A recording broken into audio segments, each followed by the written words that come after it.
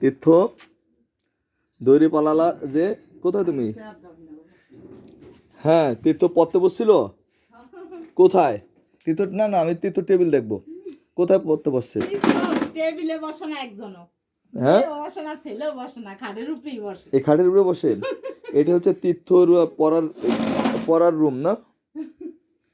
তীর্থ তুমি তোমার জায়গায় যাও তো, আমি চলে আসছি না।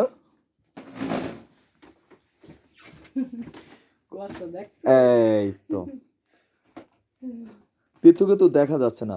তীর্থর আম্মু, এই পড়া কিন্তু এভাবে হয় না, ঠিক আছে? স্যার ওই যে টেবিল আছে, টেবিলের ভিতরে বই গাদা গাদা, টেবিলে একজনও বসে না। হ্যাঁ, অনেক বই অনেক বই, হ্যাঁ অনেক বই, ওই যে এর বইটা মানে অনেক গাদা গাদা বই, টেবিল পুরো বই। এখন তো ও তো এখন তৃতীয় শ্রেণীতে পড়ে, তো আগামীতে আল্লাহর রহমতে ও চতুর্থ শ্রেণীতে উঠবে।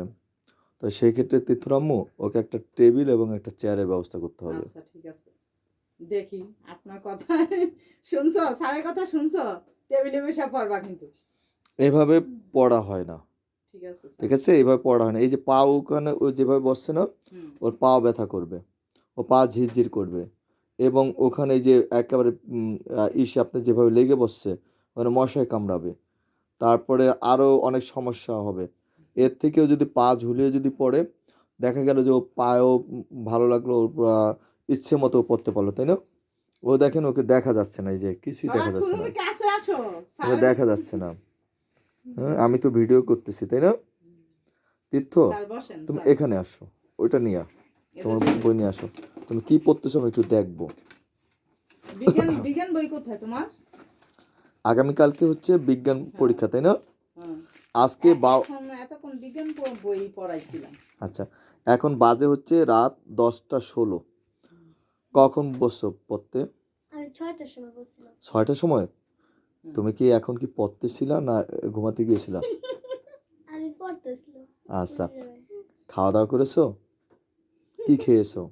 ভাত খেয়েছি। কি দিয়ে? আমাদের নিরামিষ, আর ওই যে মন্দিরে অনুষ্ঠান ছিল না, হ্যাঁ হ্যাঁ, এই কারণে নিরামিষ খাইছি, আর কাল থেকে আমরা আবার মাছ খাই।